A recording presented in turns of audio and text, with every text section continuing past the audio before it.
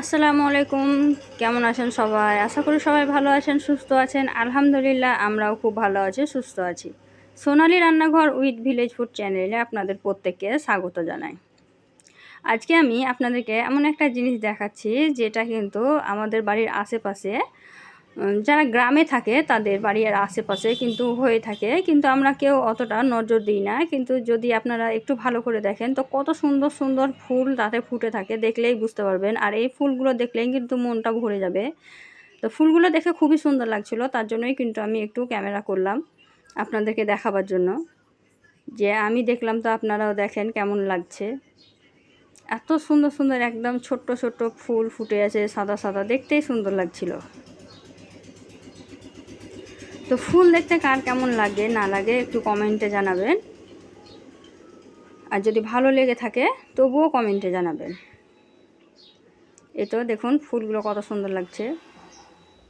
এখন আমরা সারা দিন এত ব্যস্ত থাকি যে বাড়ির আশেপাশে তাকানোর সময়ই হয় না, আর ফুল দেখার তো সময় হয়ই না। যাদের বাগানে আছে, ছাদ বাগান আছে, একমাত্র তারাই ফুল দেখে, বাকি তো কেউ দেখে না। আর ছাদ বাগান ছাড়াও যে এত সুন্দর ফুল দেখতে পাওয়া যায় বাড়ির আনাচে কানাচে, যদি একটু ভালোভাবে তাকিয়ে দেখেন তাহলেই বুঝতে পারবেন।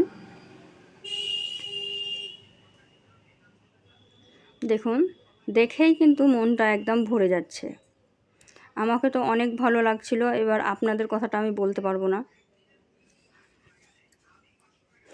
তা আজকে আমি কোনো রেসিপি শেয়ার করব না আপনাদের সঙ্গে। আজকে আমি সারাদিনে দুপুরের লাঞ্চে যে রান্না করেছিলাম সেই রান্নাটাই আমি আপনাদের সঙ্গে শেয়ার করব। রান্নার রেসিপি শেয়ার করব না, আমি থালাটা সাজিয়ে দেখাবো আপনাদেরকে। তো আজকে আমার রেসিপি শেয়ার করার একদম ইচ্ছা ছিল না, তো ইচ্ছা করলো যে অন্য কিছু একটু দেখায়। তো তার জন্য আমি বাটির মধ্যে ভাত নিয়ে নিয়েছিলাম, দিয়ে ভাতটাকে এভাবে দিয়ে দিলাম। দিয়ে আমি দিয়ে দিলাম লেবু, আর দিয়ে দিলাম কাঁচা লঙ্কা আর পেঁয়াজ। তো ভাতের সঙ্গে লেবু, কাঁচা লঙ্কা, পেঁয়াজ কে কে খেতে পছন্দ করেন আমাকে কমেন্টে জানাবেন। আমাদেরকে তো খুবই ভালো লাগে, তার জন্য কিন্তু আমি এখানে দিয়েছি। দিয়ে আমি একটু মানে ভিন্ন ধরনের আজকে রান্না বান্না করেছিলাম। এখানে আমি একটা আলাদাভাবে বেগুন ভাজা করেছিলাম, আর সেই বেগুন ভাজাটা আমি দিয়ে দিলাম। আর এখানে কিন্তু শাকসানা আছে, এটা আছে পুনকা শাকসানা। তো কে কী নামে জানেন জানি না, আমরা কিন্তু এখানে পুনকা শাকই বলি। তো পুনকা শাক ছানা কিন্তু খুবই ভালো লাগে খেতে, একদম সবুজ সবুজ থাকে। আর কাঁচা লঙ্কা, কাঁচা পেঁয়াজ দিয়ে পুনকা শাক, কাঁচা তেল দিয়ে পুনকা শাক ছানা আমাকে খুব ভালো লাগে, তার জন্যই আমি কিন্তু আজকে করেছিলাম। আর এখানে আছে পাকা আম। তো এই বছরের সর্বপ্রথম এই পাকা আম আমাদের বাড়িতে এনেছিল। তো আমি ভাবলাম আমটাও কেটে দিয়ে দিই, কিন্তু এই সাইডে দেওয়াতে দেখতে ভালো লাগে না, তার জন্য আমি কিন্তু ওই সাইডে আবার দিয়ে দিব। তো এই তো দেখতেই পাচ্ছেন আমি ওই সাইডে দিয়ে দিচ্ছি, আর তাহলে থালাটা কিন্তু সাজানো কমপ্লিট হবে। তো এই তো আমি দিয়ে দিলাম। আর এখন আমি একটা বাটি নিয়ে নিয়েছি। তো আজকে আমাদের বাড়িতে হয়েছিল খাসির পা। তো খাসির পাইচাকে আপনারা কে কী নামে বলেন আমাকে একটু কমেন্টে জানাবেন। আমরা পাইচাই বলি। তো এটা খাসির পাটা রান্না করেছিলাম। তো এটা এখন বাটির মধ্যে নিয়ে নিচ্ছি।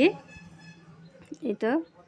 আর খাসির পাটা কিন্তু খুবই সুস্বাদু হয়েছিল, আর খাওয়া কিন্তু শরীরের পক্ষেও খুব ভালো, তার জন্য কিন্তু ডাক্তাররা খেতে বলে। বিশেষ করে যাদের শিরার কোনো সমস্যা আছে কিংবা হাত পা ব্যথার কোনো সমস্যা আছে তারা তো খেতেই পারে। তো এই তো আমি এখন দিয়ে দিলাম, আর এখানে একটু নোংরা হয়ে গেছিলো তো আমি মুছে দিলাম। তারপরে এখানে আমি দিয়ে আর একটা বাটি নিয়ে এলাম। তো যেহেতু আমি একা হাতে ক্যামেরা করি তাই খুব একটা স্পষ্টভাবে দেখাতে পারছি না, তার জন্য দুঃখিত। তবুও যতটা পারছি দেখানোর চেষ্টা করছি, কেউ কিছু মনে করবেন না। তো এই তো আমি এখন বাটির মধ্যে নিয়ে এলাম বাদাম বাটা দিয়ে আলু রান্না করেছিলাম, সে আলুটা। তো বাদাম বাটা দিয়ে কে কে আলু খেয়েছেন আমাকে কমেন্টে জানাবেন। তো এই তো আমি ফাইনাল লুকটা আপনাদেরকে দেখাচ্ছি, দেখুন কাছে নিয়ে। দেখুন শাকটা কতটা সবুজ আছে দেখেই বুঝতে পারবেন। আর আমটা কিন্তু এখন খুব একটা বড় আম ছিল না, কিন্তু খুবই টেস্টি ছিল। আর আলুটা দেখেই বুঝতে পারছেন যে দেখে কতটা লোভনীয় লাগছে। একদম পোস্ত বাটা দিয়ে আলু রান্না করলে যেমনটা হয় ওই রকমই লাগছিল দেখে, কিন্তু খেতেও খুব টেস্টি হয়েছিল।